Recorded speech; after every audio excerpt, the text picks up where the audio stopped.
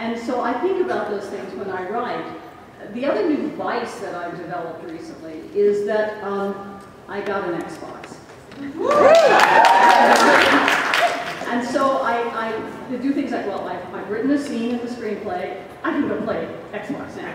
I've written 5 pages, I can go play Xbox. And I played Halo with my boyfriend, and I played Mass Effect, and they're fun, but I'm addicted to Dragon Age. I'm not a fantasy person. I mean, I love science fiction. So for me, this was a revelation, and I realized that what it is I got to craft my own character, and I get to have these fascinating conversation trees with these characters that you acquire on your journey through this amazing game. If any of you haven't played it, it's wonderful. Even to the point of romance. And you know, there's the assassin who doesn't want to commit, and he's a devil may care, but you can touch his heart if you do just the right things. This is the kind of game that will appeal to women and bring them in, as opposed to just a straight up single person shooter, which again, not to say they aren't fun, they are, and I really enjoy them. But I think that when you're writing for women and when you're viewing that, we are in fact a communicative sex, to our boyfriends and husbands' dismay at times, but we want to talk. And so I think when we give women that opportunity to seek the relationship, to watch a relationship develop, that's of great interest to them.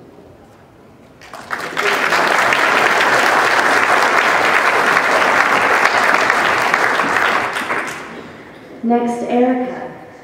When we chatted about how the female audience at Sci-Fi is growing. And I wanted to ask, why do you think that is? And do you keep the female fan base in mind when you're developing new shows? Well, firstly, I think a really interesting statistic is that right now, 49% is it off?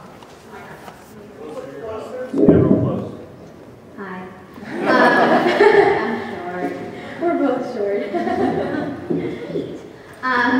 So an interesting statistic about Sci-Fi is that 49% of our audience is actually female, which when I came over from NBC, I was actually really surprised that it was that many. Although I asked you women, let's get the other 2%. Yeah. You know, I think as a female, part of why I was recruited, I'm the only woman executive in my department, and my boss said, I want you to look for shows that you watch. And at first I didn't really know what to make of that, because I was like, I can watch the same shows boys watch. But then what I realized was, you know, in science fiction, we have, if you look at from Ripley to so many other characters, that just these kick-ass women, and I think that it gives the escape of science fiction with also the empowerment that comes with it. And so I think that that's the big female appeal, at least that I'm looking for, is that empowerment, and especially working with writers like Jane and also actresses and producers like Amanda Tapping. That's something that we're always looking for, is that kick-ass, we can do it, step aside feel. But yeah, they're going to make out with people from time to time. That's great. That's great. Well, let's, Jane, that actually kind of goes into what we chatted about. So it's a perfect segue, because when we chatted, we talked about some of the stereotypical female characters, but also the fully realized female characters, like Buffy, Starbuck, and Ripley. And so how do you write a fully realized female character? What's the process? What do you go through to create such an iconic superstar of a character? I don't know about iconic superstars exactly, but to create a good, strong female character, I think that both of you sort of mentioned strength, and I think that's part of it, is that women used to be portrayed as sort of weak and domestic and silly and everything, and then there was this great stage where we started giving them strength. And then if you listen to sort of what the stand-up comics are saying, about how their perception of gender, which will sort of tell you what the society is seeing, the new thing started to be male comics saying, women are smarter than us, women are better than us, my wife is mature and keeps me in line, and I just want to eat chocolate and play games or whatever. And it's like, the strength thing can work against a character, because what is the thing you see now when you look at born female characters? It's that they're restrictive. They're the mom saying you can't do that, and they're not having fun, and they're being skeptical, and they're no fun parents. And so I think the thing that we've got to think about is not just giving a female character strengths, but giving them flaws. But that's what makes a full person. I mean, what is more? I think Starbuck is incredibly strong. She's also incredibly fracked up. She gets her all the time. She's self-defeating, and so is Buffy. Buffy's strong and beloved, but she doesn't let people in, and it's this great weakness. And that's what makes you believe that a person is fully realized. That's actually a great point, because I sound like a broken record sometimes, but a lot of people ask me why I keep saying be patient with Ahsoka.